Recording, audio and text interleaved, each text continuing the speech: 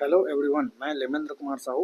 आप सबका हमारे चैनल में स्वागत है। आज की वीडियो है छत्तीसगढ़ की जो काउंसलिंग है, रजिस्ट्रेशन वो स्टार्ट हुआ है, उसको लेके स्टेप बाय स्टेप हम डिस्कस करेंगे। वीडियो को एंड तक जरूर देखें ताकि हर एक अपडेट आपको मिल सके। कोई डाउट हो कांटेक्ट करें, कॉल के माध्यम से, व्हाट्सएप के माध्यम से या कमेंट के माध्यम से, जैसा भी हो। तो ये जो आप फ्रंट पे देख पा रहे हैं, जिसपे क्लिक करेंगे नीट यूजी 2026 काउंसलिंग पे, और हमारे पास एक कुछ नया पेज आएगा जहाँ पे पब्लिक नोटिस में आप देख सकते हैं नीट यूजी का जो सीट मैट्रिक्स है, शेड्यूल है, सारा चीज दिया है। राउंड 1 पे हम क्लिक करते हैं जहाँ पे नया पेज ओपन होता है। ऐसे कैंडिडेट जो न्यू रजिस्ट्रेशन कर चुके हैं उनको लॉगिन करने के लिए यहाँ पे दिया जाएगा साइन इन के लिए, आप इसको कीजिएगा। बट हम अभी फ्रेश हैं, हमको पहले न्यू रजिस्ट्रेशन करना है, जिसके लिए हमारे पास ये ऑप्शन आता है न्यू कैंडिडेट रजिस्ट्रेशन का। इस पर हम क्लिक करेंगे, न्यू पेज ओपन होगा जिसमें हमको ये कुछ हमारे लिए इंस्ट्रक्शन दिया हुआ है, जिसको हम पढ़ेंगे और आई एग्री करके प्रोसेस टू एप्लीकेशन पे हमको क्लिक करना है। ये भी हमारे लिए इंस्ट्रक्शन है, ये हर एक प्रोसेस को यहाँ पे बताया गया है, हर एक चीज़ें बताई गई है कि हमको ये क्यों ज़रूरत है, क्यों इसको एकदम सावधानी पूर्वक भरना है, हमारे मम्मी पापा जो भी mobile number, date of birth क्यों मांगा जा रहा है, ये चीज़ें यहाँ पे लिखा हुआ है और सब चीज़ को हमको क्लिक करना है। और यहाँ पे जो एग्री है उस पर हमको क्लिक करना है, यस करना है, फिर नया पेज आएगा और इस पर हमको हमारा बेसिक डिटेल डालना है। बेसिक डिटेल, नीट का roll number, application, candidate name, mother's name, date of birth, ये सारे के सारे चीज़ें आपको डालनी रहेगी यहीं पे। ये सारी चीज़ें कंप्लीट करके हमको अपने डालना है सिक्योरिटी पिन और सबमिट पे क्लिक करना है। जैसे ही फुलफिल करेंगे और सबमिट पे क्लिक करेंगे वैसे ही हमारे पास एक नया पेज ओपन आएगा, जिस पे जो अभी हम फुलफिल किए हैं वो मेंशन रहेगा। साथ ही साथ हमको कुछ नया चीज़ें मेंशन करना है, मोबाइल नंबर और ईमेल आईडी, और हमको अपना पासवर्ड जनरेट करना है, जो कि यहाँ पे स्क्रीन पे दिया गया है। फुलफिल करते हैं। फुलफिल करने के बाद सबमिट पे क्लिक करना है और आपके मोबाइल नंबर जो अभी आपने डाले हैं उस पर आएगा ओटीपी, और जो ईमेल आईडी डाले हैं उस पर आएगा ओटीपी। उसके माध्यम से लॉगिन करना है और फिर से यहाँ पे सिक्योरिटी पिन डालने के बाद वेरीफाई एंड फाइनल सबमिट आपको करना रहेगा। करने के बाद फिर एक नया पेज ओपन होता है, जिसमें अभी तक हमने जितना फॉर्म फिलअप किए हैं, डिटेल्स डाले हैं, उसके बारे में बताया गया। तो वैसे आगे क्या क्या बताया जाएगा वो डिटेल दिया गया है, उसको क्लिक करना है और आगे जो एग्री है उस पर क्लिक करके हमको अपना नया पेज ओपन करना है और अपने आगे का प्रोफाइल कंप्लीट करना है। अगेन ओके करना है और हमारे पास जो हमारा प्रोफाइल है अभी तक जितना कंप्लीट हुआ है वो है। बाकी का जो प्रोफाइल में अपडेट करना है, हमको कुछ कुछ चीज़ें डालना है। रजिस्ट्रेशन कर लिए, कॉन्टैक्ट डिटेल डाले हैं, अब हमको अप्लाई करना है, क्वालिफिकेशन डिटेल डालना है, कॉन्टैक्ट डिटेल डालना है, अप्लाई किस लिए कर रहे हैं और फाइनल सबमिट हमको करना है। तो चलिए बढ़ते हैं आगे। और आप ये देख सकते हैं यहाँ पे मांगा जा रहा है हमारा पर्सनल डिटेल्स। जी हाँ, आप ये देखिए, पर्सनल डिटेल में हमारा जेंडर जो कि ऑटो फिल है, हमारा नेशनलिटी ऑटो फिल है, हमारा स्टेट ऑटो फिल है, रिलीजन ऑटो फिल है, हमारा जो कैटेगरी है वो ऑटो फिल है।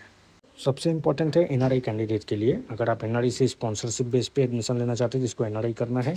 बाकी आपका जो डोमिसाइल है वो छत्तीसगढ़ से है या बाहर से है वो डालना है। आपका रिलीजन हो गया, हिंदू है, मुस्लिम है, क्या है वो डालना है। और आपका कैटेगरी मेन है, सबसे इम्पोर्टेंट कैटेगरी के बारे में अगर हम डिस्कस करें, ऐसे कैंडिडेट जो ईडब्ल्यूएस से पार्टिसिपेट किए थे लेकिन आज ईडब्ल्यूएस नहीं बन पाए हैं वो जनरल अपने आप को कर सकते हैं।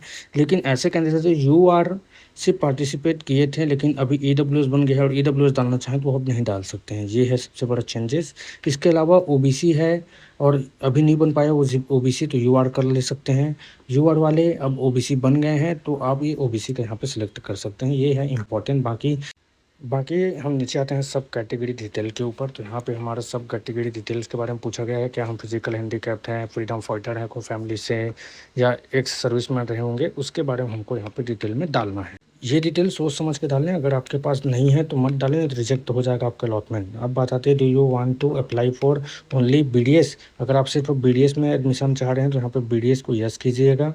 और अगर नहीं, आपको बीडीएस के साथ साथ एमबीबीएस में भी एडमिशन लेना है तो यहाँ पे नो कीजिएगा, ये इंपॉर्टेंट है। ये मिस्टेक बहुत बड़ी होती है, बहुत सारे कैंडिडेट ये मिस्टेक करते हैं।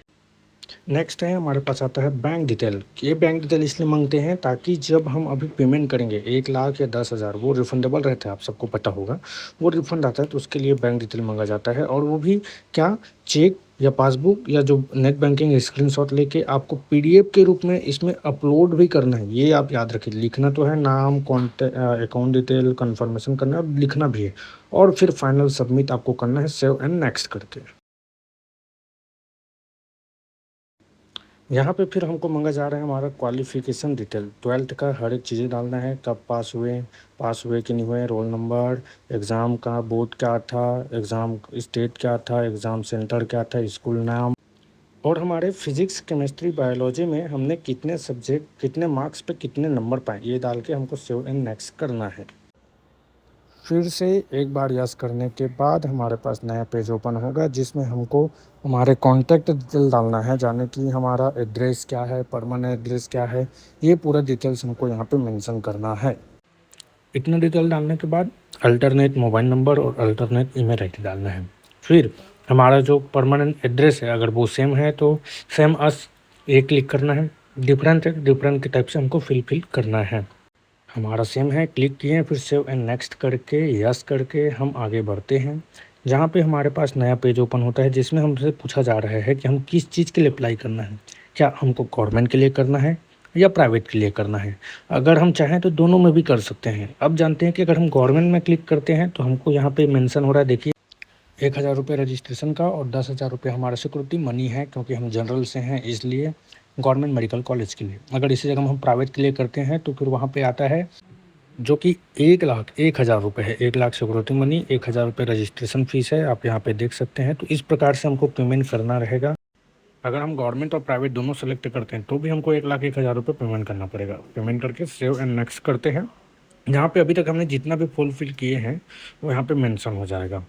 रीचेक करना होगा आपको यहीं पे, और रीचेक करके अगर सही है तो सबमिट, फाइनल सबमिट करना है, और नहीं तो प्रीवियस करके आपको उस जो चीज़ें मिस्टेक है उसको सुधार करना है। फिलहाल हम फाइनल सबमिट करते हैं।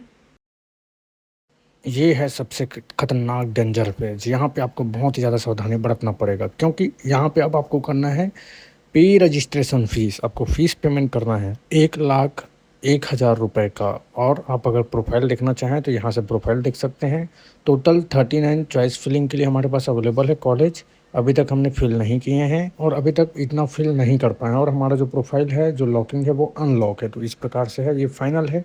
आगे का जो प्रोसेस है वो फ़ीस पेमेंट करने के बाद होगा। अभी के लिए हम इतना ही वीडियो बना पाए हैं, आगे हम फ़ीस पेमेंट को लेकर एक नया वीडियो हम तैयार करेंगे।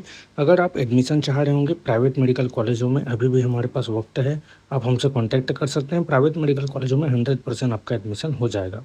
चॉइस लॉकिंग, चॉइस फिलिंग हम जब तक पेमेंट नहीं करेंगे तब तक हम नहीं कर सकते हैं, ये इंपॉर्टेंट है।